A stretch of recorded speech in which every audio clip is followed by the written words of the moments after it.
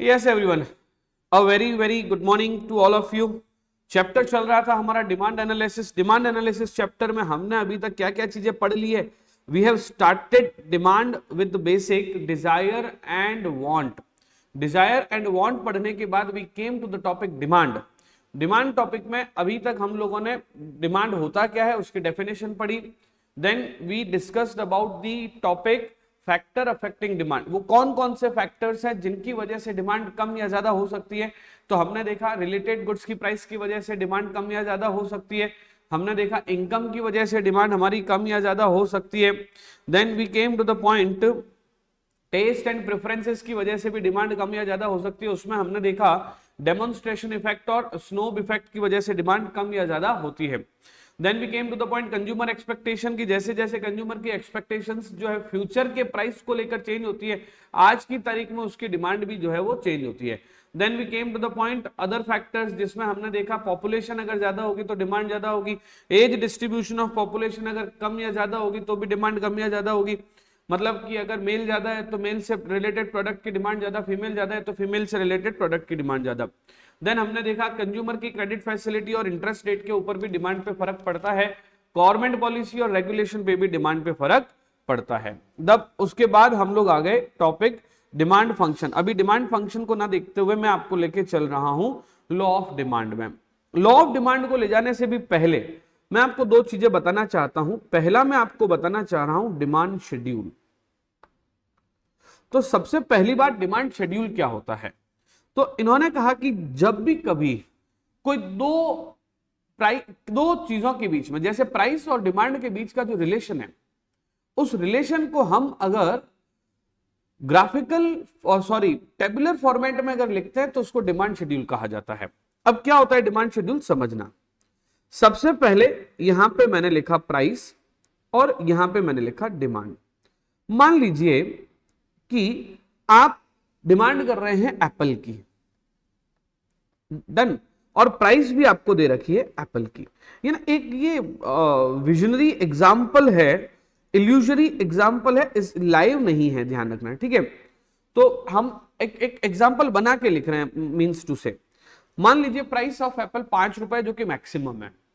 तो आपके दिमाग में आएगा कि यार एक एप्पल ही खरीदते हैं अभी, तो आप कितनी एप्पल खरीद रहे हो? एक। जैसे ही एप्पल के भाव कम होकर, अभी मार्केट में गए आप, एप्पल 5 रुपए की एक है जो कि मैक्सिमम है, 1 रुपीज से लेकर 5 रुपए तक, 5 रुपए तक एप्पल के भाव कम ज्यादा होते रहते हैं। कभी 1 रुपया होता है, कभी 2 होता है, कभी 3 होता है, कभी 4 होता है, कभी 5। अभी 5 पे पहुंच गए एप्पल के भाव।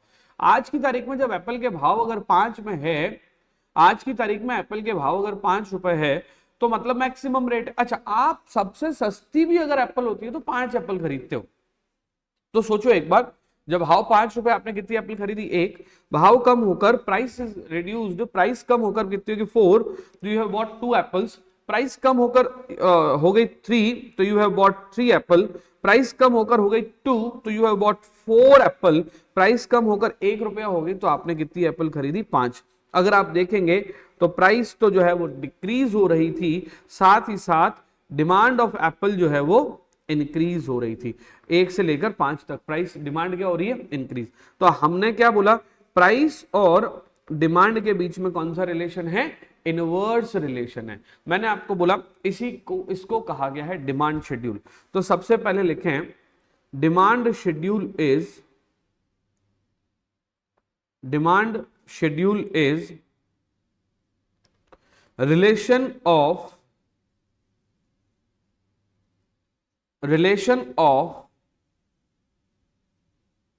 price of a goods and quantity of good, price of good and quantity of good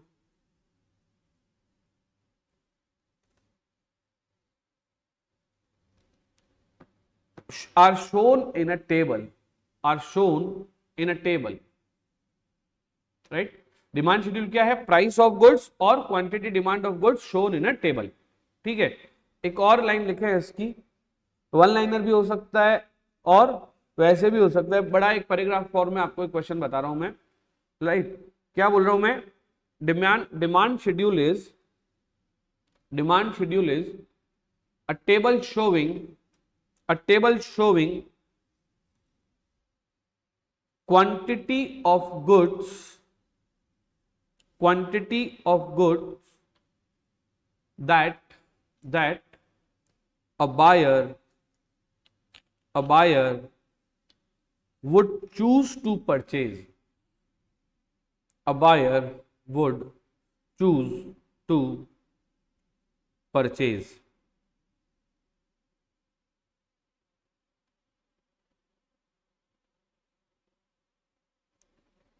At a different prices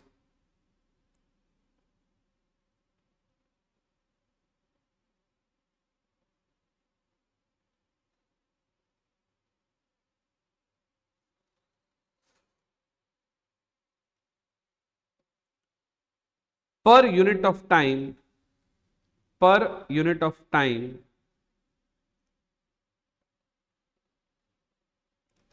with all other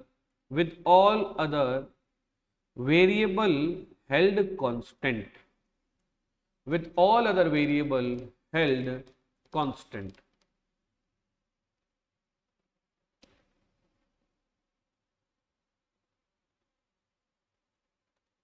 ये फॉर एग्जाम्पल ये बना दो, this is called as demand schedule, बना दो फटाफट से।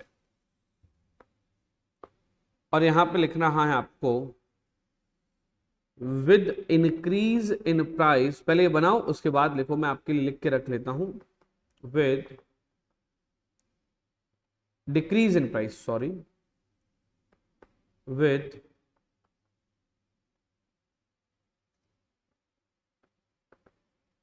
the decrease in price demand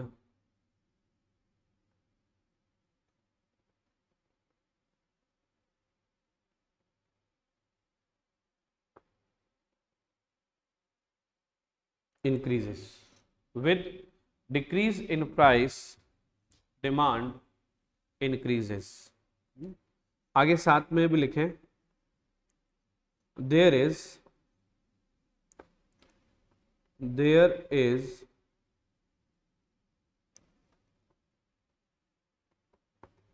inverse relation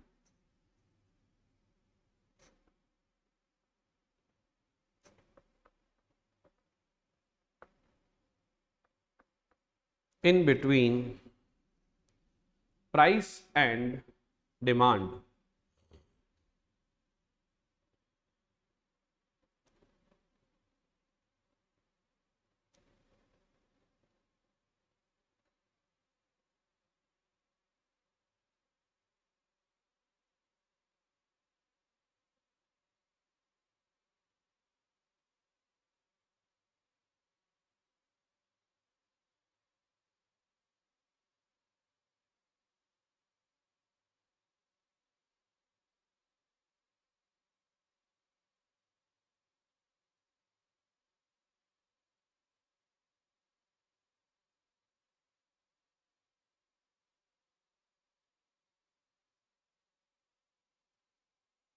लिख दिया आप लोगों ने, there is inverse relation in between price and demand.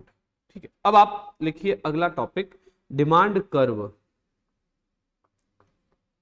Demand curve, अब भाई साहब डिमांड कर्व क्या होता है, ये हमारे लिए समझने वाली बात है। ठीक है, डिमांड कर्व का मतलब होता है, डिमांड कर्व का मतलब होता है graphical representation.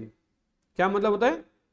Graphical representation of price and demand, graphical representation of price and demand on a graph, on a graph paper।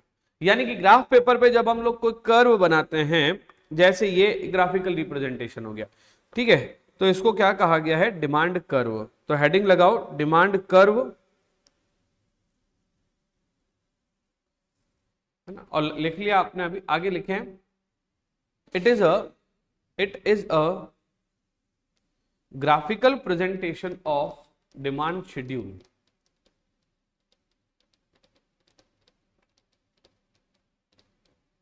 ठीक है, अब पहले मैं आपको कर्व बनाता हूं, उसके बाद में अपन कर्व के ऊपर लिखेंगे।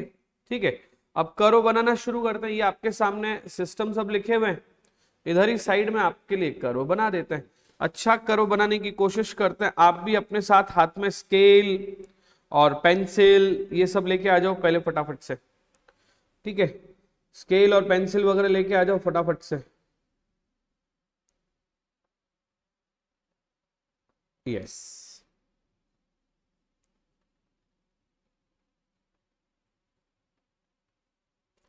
ये बन गया हमारा दो एक्सेस। ठीक है,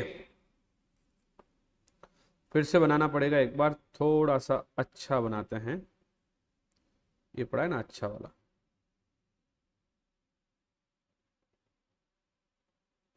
दो एक्सेस हो गए हमारे पास में। ठीक है, ये हो गया मेरा ओ एक्स एक्सेस, ये हो गया मेरा ओ एक्स एक्सेस,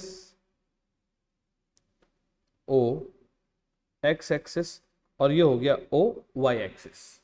ओ एक्स एक्सेस पर हम लोग हमेशा लिखेंगे डिमांड, ओ वाई एक्सेस पर हम लोग हमेशा लिखेंगे price.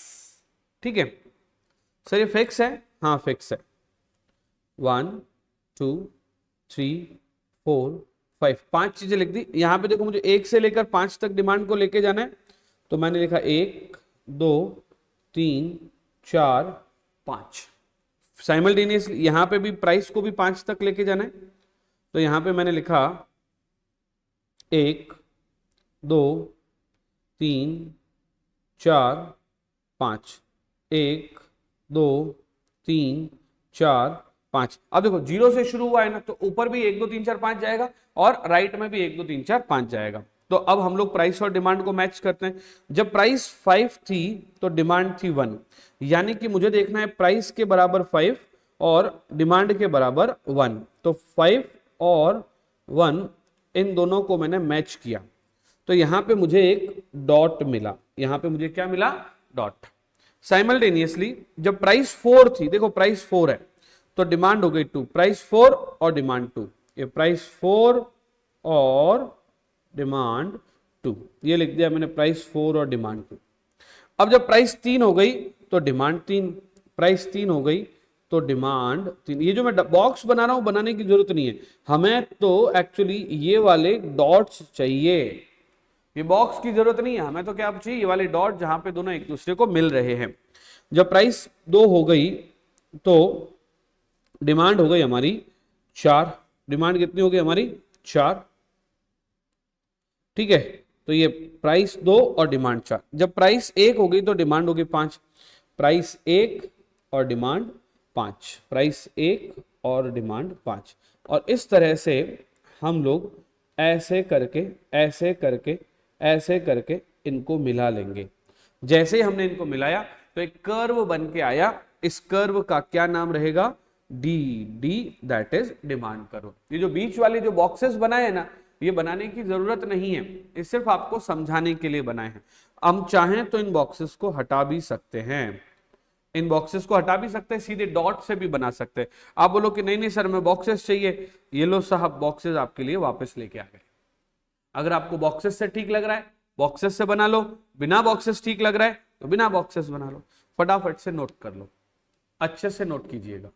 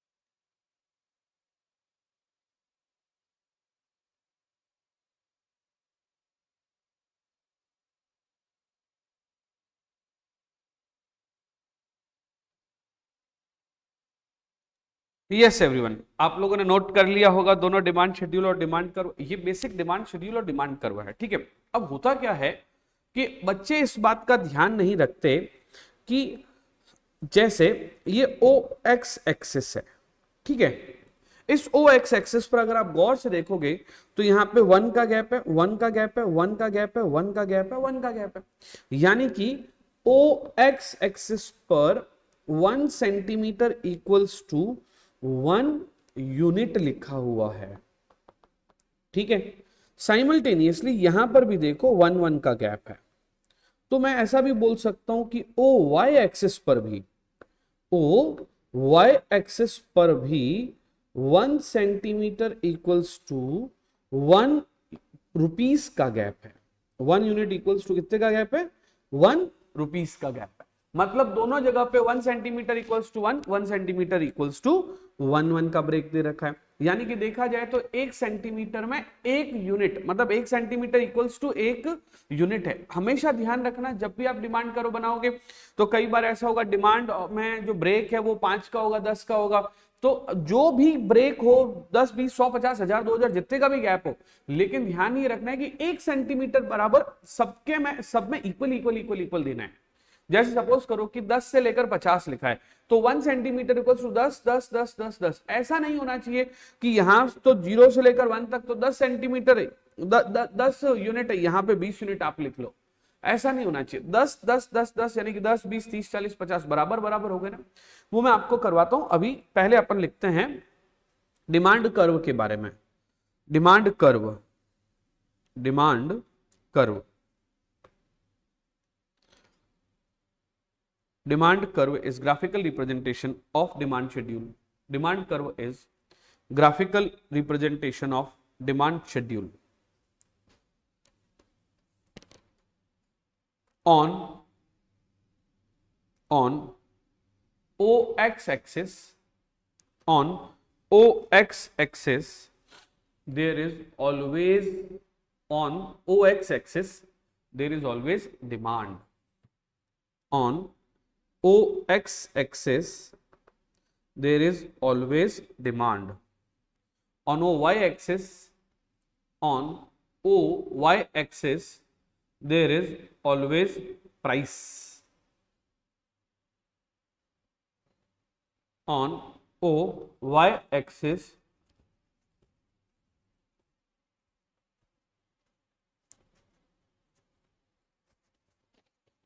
on OY axis, on OX axis there is demand, on OY axis there is price, ठीक है। OX axis पर क्या हो गया? डिमांड। OY axis पर क्या हो गया? प्राइस, ठीक है, ओके। 1 सेंटीमीटर इक्वल्स टू, ये तो आपने लिख ही लिया है,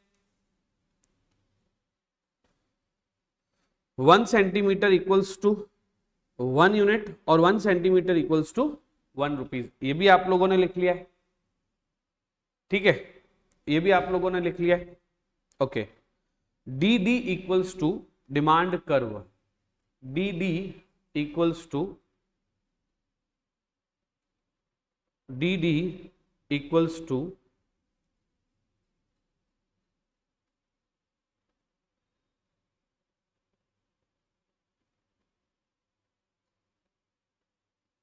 D D equals to demand curve,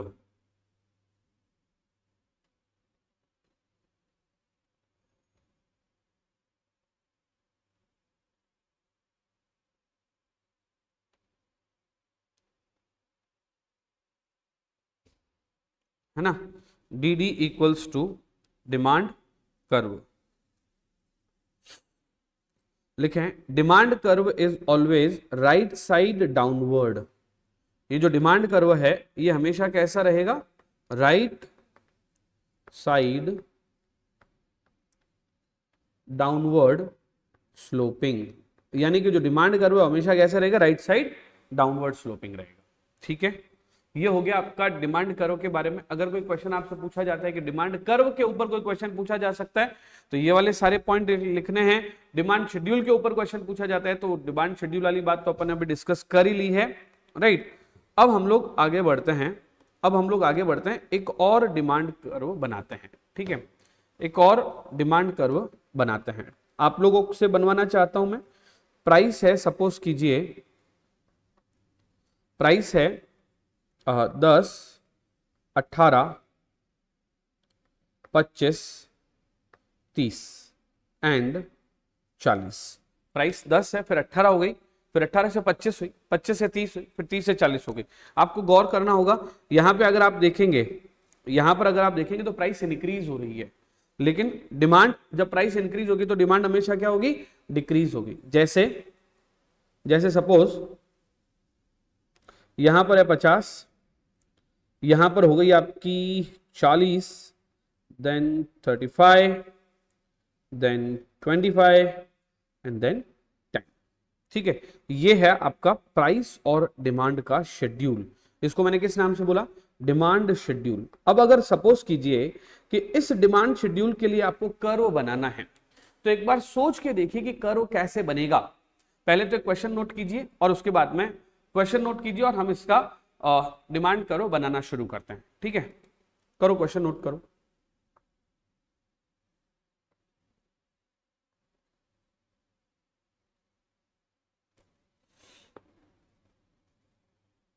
O X axis, O Y axis, ठीक है। हमेशा ध्यान रखना नीचे क्या आएगा, क्वांटिटी डिमांड, और यहां क्या आएगा, प्राइस। यहां क्या आएगा, प्राइस। लिख लीजिए फटाफट से।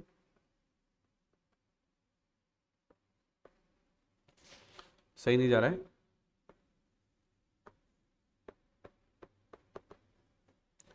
चलो फटाफट से इसके अंदर बनाने की कोशिश कीजिए।